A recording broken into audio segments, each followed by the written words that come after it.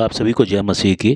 आज की Bible study में एक प्रश्न है जो अक्सर हम सबके साथ में होता है कि जब कोई आपके पास ना हो और आप अचानक बीमार हो या संकट में फंस जाएं, तो किस प्रकार बाइबल के माध्यम से आप इन सभी से छुटकारा पा सकते हैं। तो बाइबल इन परिस्थितियों में आपको प्रार्थना, विश्वास और परमेश्वर के वचनों में शरण लेने के लिए प्रेरित करती है। वह संकट के समय में आपका उद्धारकर्ता और सहारा दोनों बनते हैं। यहोवा की ओर पुकारो और वह तुम्हें संकट से उबार कर शांति देगा। भजन संहिता 50 में 15। मसीह के शब्दों में विश्वास करें। यीशु मसीह ने स्वयं यह विश्वास दिया है कि जो भी कोई उनकी ओर आता है वे उसे कभी नहीं छोड़ेंगे। मत्ती की पुस्तक 11 में पद संख्या 28 से लेकर पद संख्या 30। हे सब परिश्रम करने वालों और बोझ से दबे हुए लोगों, मेरे पास आओ, मैं तुम्हें विश्राम दूंगा। मेरा जुआ अपने ऊपर ले लो और मुझसे सीखो, क्योंकि मैं नम्र और हृदय का दीन हूँ, और तुम्हारे प्राण विश्राम पाएंगे। संकट और बीमारी के समय यीशु में विश्वास करने से आपको आत्मिक विश्राम और शक्ति मिलती है। संगति का महत्व।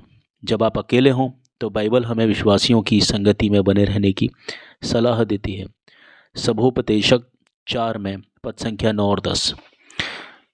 2 जन एक से अच्छे हैं, क्योंकि उनके परिश्रम का अच्छा फल मिलता है। यदि उनमें से एक गिरे तो दूसरा उसे उठाएगा, परंतु हाय उस पर जो अकेला हो और गिरे, क्योंकि उसे उठाना वाला कोई नहीं। अगर संभव हो तो विश्वासियों के साथ संगति करें। जब आप कमज़ोर महसूस होते हैं तो वे आपकी प्रार्थनाओं और समर्थन के द्वारा मदद कर सकते हैं।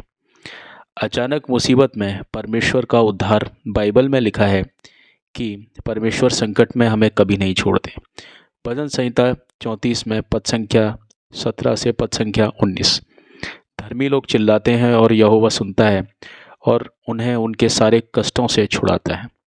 यहोवा टूटे मन वालों के निकट रहता है और खेदित आत्मा वालों को बचाता है।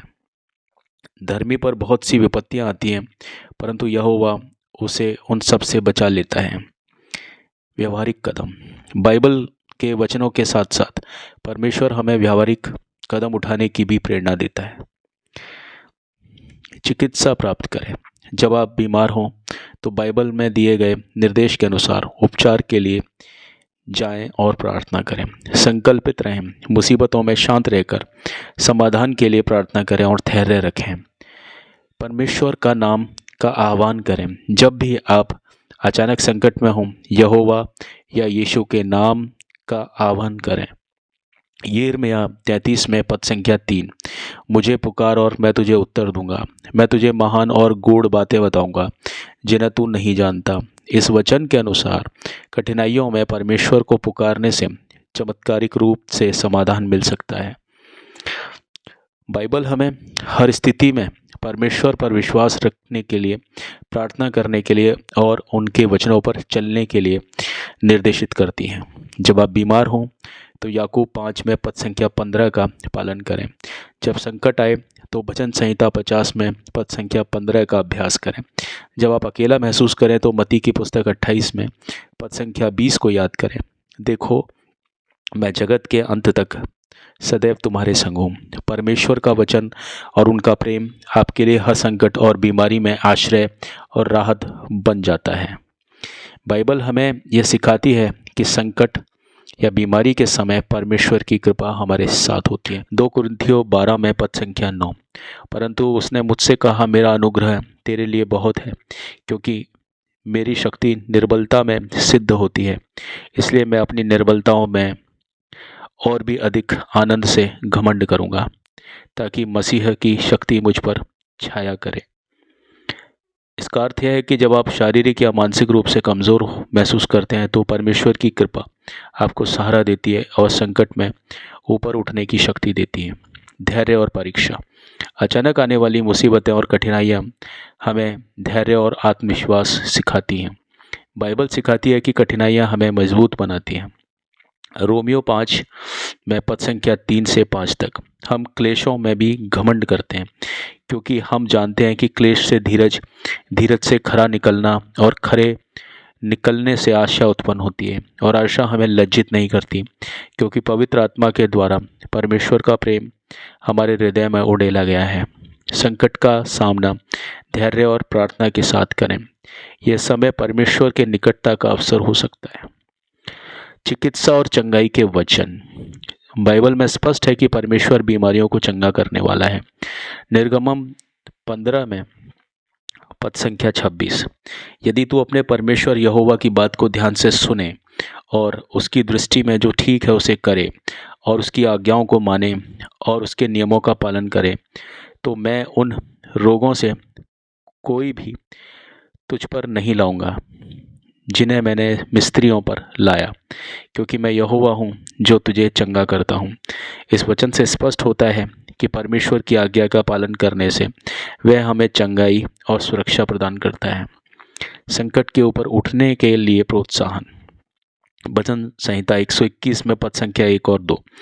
मैं अपनी आंखें पहाड़ की ओर उठाता हूँ, मेरी सहायता कहाँ से आएगी? मेरी सहायता यहोवा की ओर से है, जो आकाश और पृथ्वी का सृष्टि करता है। जब आप असहाय महसूस करें तो याद रखें कि परमेश्वर आपकी सहायता और मार्गदर्शक है। संकट में परमेश्वर की योजना को समझना। यिर्मयाह 29 में पद संख्या 11। क्योंकि यहोवा की वाणी है कि मैं तुम्हारे लिए जो योजनाएं बनाता हूँ उन्हें मैं जानता हूँ, वे तुम्हारे लिए भलाई के लिए हैं, तुम भविष्य और आशा देने के लिए।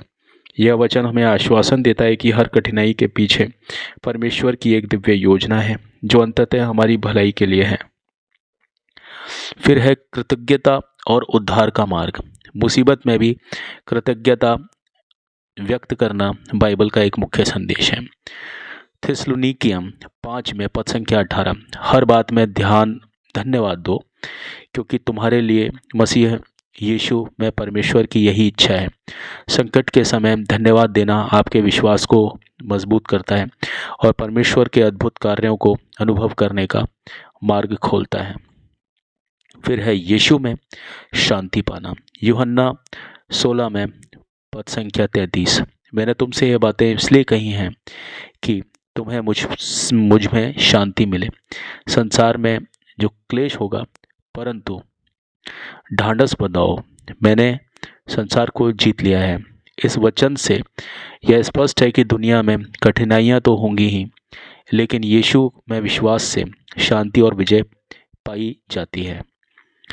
जब आप अचानक बीमार होते हैं, अकेले होते हैं या मुसीबत में फंस जाते हैं, तो बाइबल ये कहती है कि प्रार्थना करें और परमेश्वर पर भरोसा रखें।